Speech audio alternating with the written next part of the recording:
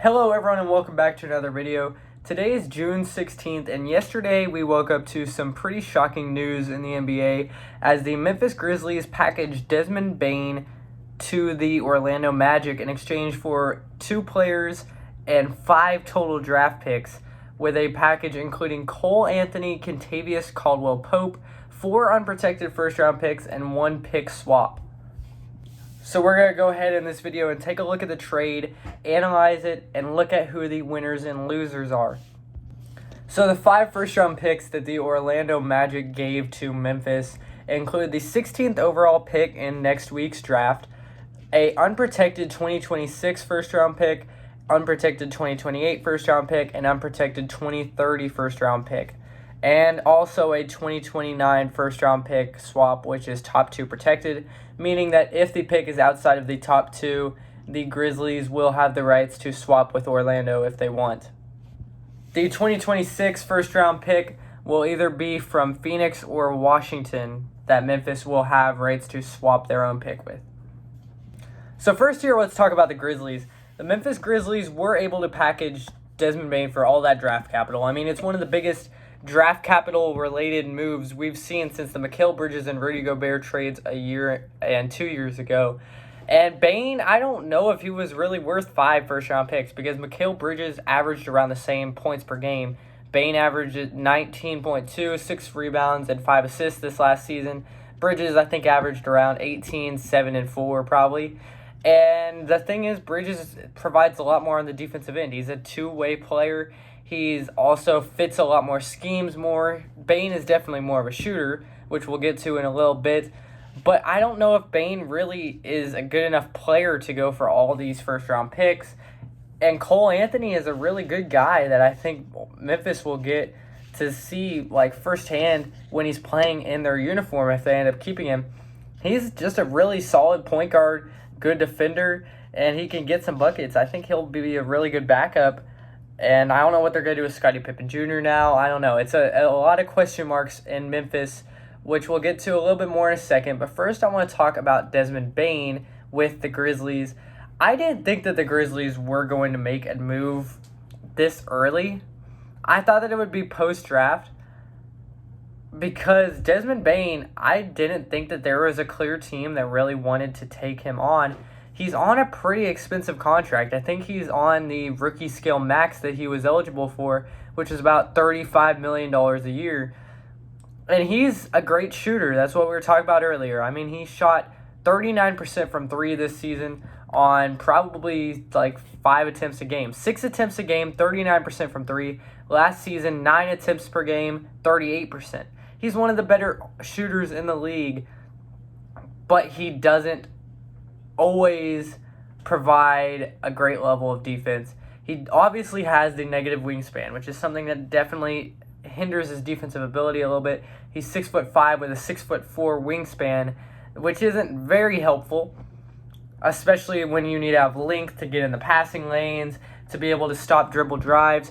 That would help if he had a little bit longer of a wingspan, but obviously he doesn't. That's one thing that hurts him. But he's also just not a quick, super quick guy. And I think that I don't think he really fit well in Memphis because he's not a guy that moves too much off the ball, and he's not necessarily an on-ball playmaker. Ja Morant always had the ball in his hands, and he was always trying to play off-ball. It wasn't a great fit. It could have been definitely worse, but I really like his fit in Orlando, which we'll get to in a little bit, like I've said a few times in this video. But Desmond Bane's still a really solid guy. I mean, just last season, he did only play 42 games, but 24 points per game is still pretty good. He was shooting 46% from the field. That's pretty good numbers for Bane. I think that he could still be a good guy for the Magic. He is 26, so he is an older guy. He was drafted after 4 years at TCU. But I do like this trade for Memphis. Looking at what the Grizzlies got in return, like we said earlier, Cole Anthony was the main player involved in the deal. Anthony is, I think, under contract for a couple more seasons. I think he signed a 4-year rookie max extension. So he has 2 more seasons under contract, and then they have a team option for him in the 3rd season, which will be in 2026, 2027. He's making $13 million per season. He has career averages of 12.7 points per game. This year, he did have a down year on a more competitive Orlando team, got a little less touches, a little less minutes. He averaged 9.4 points, 3 assists, and 3 rebounds per game on 42% shooting and 35% from 3 in just 18 minutes a night, which was a career low for him. In year number 2, though, he did show some great flashes. 32 minutes a game in just his 2nd season in the league. He averaged 16 points per game, only did shoot 40%, so consistency has been a little bit of an issue with Cole. But I do think that he's a pretty good defender that can bring a little bit of versatility to the Grizzlies. He can guard the 1, he can guard the 2. Maybe he'll start at the shooting guard alongside Ja Morant. But they have a lot of opportunities with this new core. And I think Cole Anthony, if they don't keep him, he's still a very valuable trade piece. I mean, he's only 25 years old, just turned 25, and he's already had some good seasons. I think that he could probably net a first-round pick in a trade or be used for another star player. Now, if we take a look at Kentavious Caldwell-Pope, this is the guy that the Grizzlies probably didn't want to have to take in this trade, but it had to be done for financial reasons unless they were going to get Jonathan Isaac. Caldwell-Pope, obviously one of the better role-playing shooting guards in the NBA for the last, 7 years probably. He is 32 years old, though. He'll turn 33 during next season. Former first-round pick to the Pistons. He only averaged 9 points, 2 rebounds, and 2 assists last season. Not great efficiency, 44 from the field, but only 34% from 3 for a guy that's supposed to be 3-and-D. That's not great. And his PER was only 10. I don't love the Grizzlies getting him because he probably, if they were to keep this team going into next season, it would be either him or Cole Anthony starting at the shooting guard. I don't necessarily like Kentavious Caldwell-Pope still getting starters level minutes in 2026. He is a fine guy.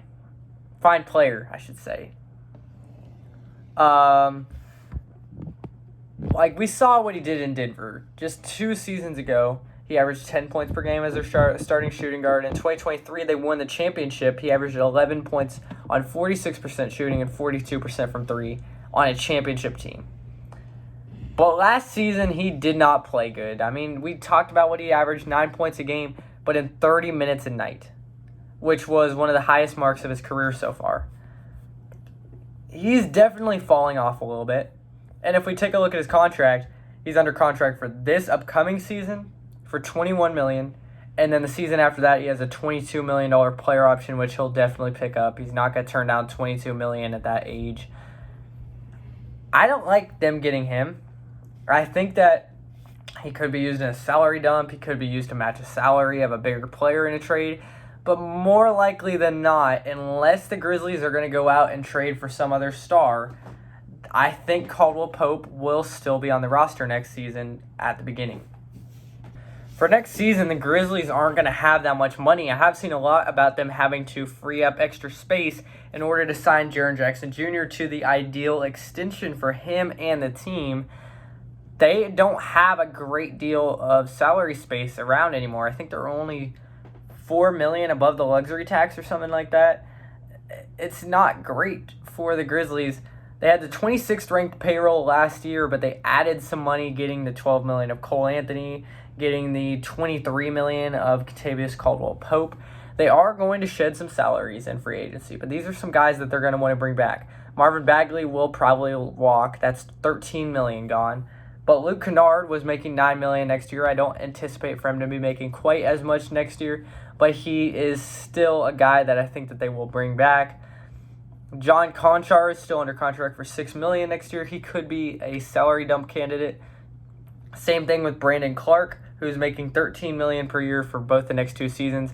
He's a good guy, but he's dealt with so many injuries the last 2 seasons that I don't know if they still want to keep him under contract. And then they still owe some guys down here like Mamadi Diakite and Zion Poulin. And Jalen Wells is still on a team-friendly deal. Same thing with Gigi Jackson, which is good for the team. They do have a bunch of good team-friendly deals. I mean, Wells, Jackson, Pippen's only making $2 million a year for the next 3 seasons. Jay Huff is only making $2 million for the next 3 seasons. Vince Williams is only making $2 million for the next 2 seasons. They are a team-friendly contract team, but they're not a team that I think wants to go in the luxury tax. They are going to have a decent amount of money to spend in 2027, but I don't know what the Jaren Jackson extension is going to look like. If he's going to get the maximum amount of money, maybe he'll take a pay cut, but I really doubt it. I think he's going to demand the maximum amount of money that the Grizzlies can possibly pay him, which means that there is going to have to be some more changes. And the Desmond Bane trade was just a start. I think that they could go out and look for a cheaper shooting guard. I mean, Kevin Huerter is available. He's still pretty expensive, but I think he would be a good fit for the team. Max Strus is there. I mean, there's plenty of guys that they can target on a cheaper deal that can still contribute to the same level that KCP can. Maybe they'll have to attach one of those first-round picks or the swap rights to get off of KCP's contract, but we will see if that ends up happening. But I don't think it will. I think, realistically, KCP will be the starter next season, and the Grizzlies will keep this team for the most part. And I think that they're going to only be like a 10 seed probably next year. They might miss the play-in in a stacked West with this roster.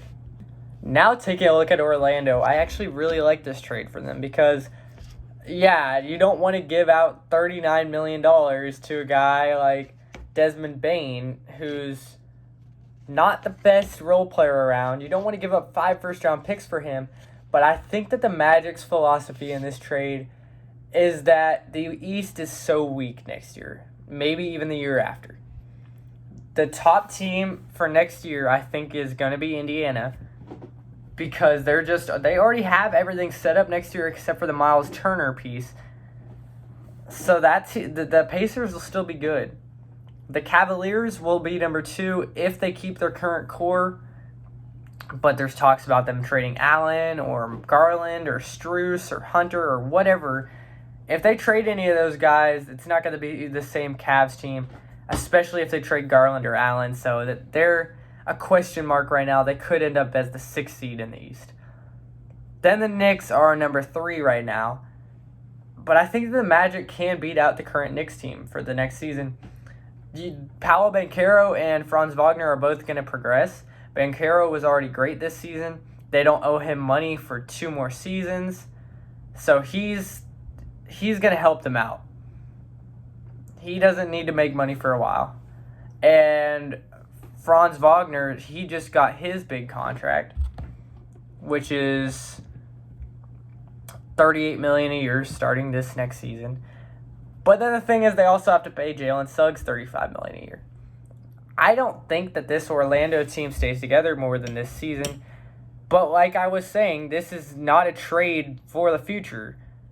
They already blew up their future, basically, by giving away 5 first-round picks. This is a trade for the now. The East is weak. There's only 3 real title contender teams, and the Magic want to be in the finals next year, I think.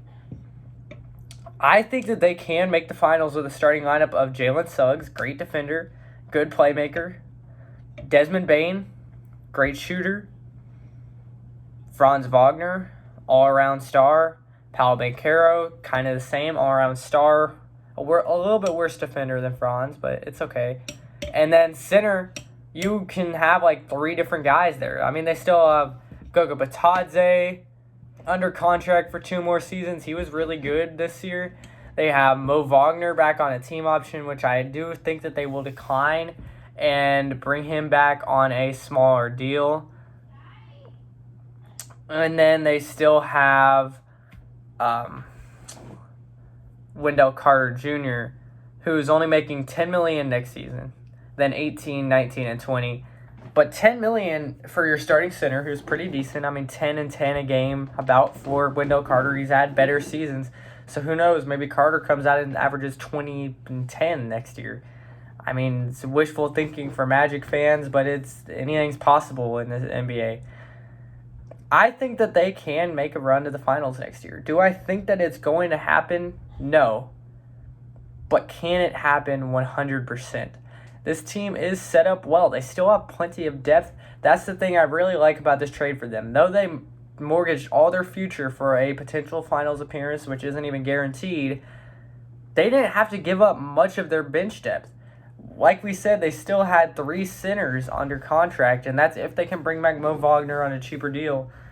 They have Wagner, Batadze, and Wendell Carter. That's 3 playable centers who could all be starters on some team in the league.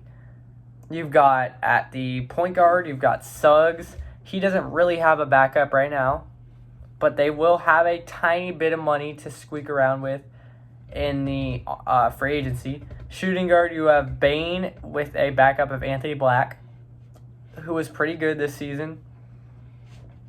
Small forward, you still got Franz, and then you got Jet Howard, still hasn't really played much. Tristan Da Silva, Caleb Houston. And then at the power forward, you have Banchero and Jonathan Isaac. This Magic team can make a run. I mean, say the Knicks, say one of their starters is out for the first round of the playoffs. They're playing Cleveland without Garland or something, without Allen, either or. I think that Cleveland team would beat the Knicks. And then say the Magic got the 2 seed. I think the Magic team could beat a Cavs team without Allen.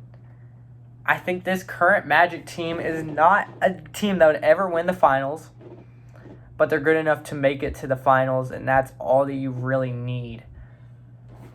I need to try to see what they can have in this offseason in terms of money to spend in free agency. Because if they have a mid-level exception still, I don't think that they do. But a mid-level exception would be huge for the Magic. I mean, they can go out and get a Kelly Oubre, Dennis Schroeder. There's plenty of options that they can get. So let's see if I can find it really quick. And yeah, the Magic don't have any extra money, but they still will have their mid-level exception, which means that they can bring in basically any veteran free agent that they want, because I don't think that anyone except for maybe Julius Randle and some of the other guys that are at the very top are going to want more than an MLE. And the Magic aren't a taxpayer, so they still have the $11 million MLE. So it's not like they're in a situation like, I don't even know who the taxpayers are in the NBA right now, but if you're a taxpayer, your MLE is only $6 million. That means $6 million extra dollars you can spend on a free agent. Orlando has 11. So they can go out and get, say, I don't know, Ty Jerome would be a great pickup for this team. I don't know, man. I really like this trade for the Magic currently. Long term, like I've said a few times now, horrible deal. I mean, this team's going to get super expensive quick. Next year is the last year that Banchero is under his rookie deal. And then you got to pay Bane $39 million. You got to pay Wagner $40 million. You got to pay Banchero probably $45, and you got to pay Suggs $35 million a year. But at least they still do have this year to try to win a ring.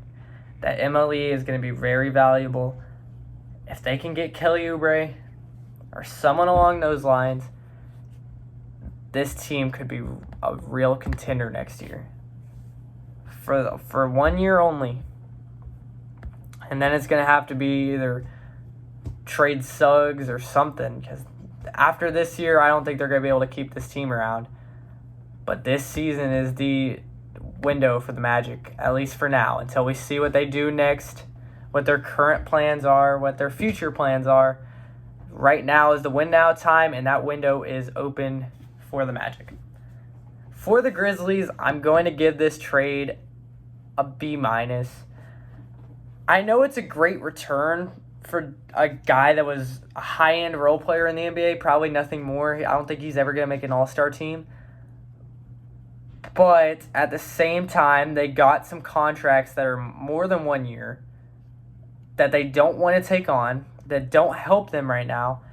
And it's really just going to depend on what they do next. Because if they keep Pope and Anthony, it's not a great trade for the Grizzlies. The picks will be valuable. They can use the picks in about any trade that they want. They could probably go out and put together an okay package for Giannis right now. But I don't think that they want to do that, and that's where it gets weird.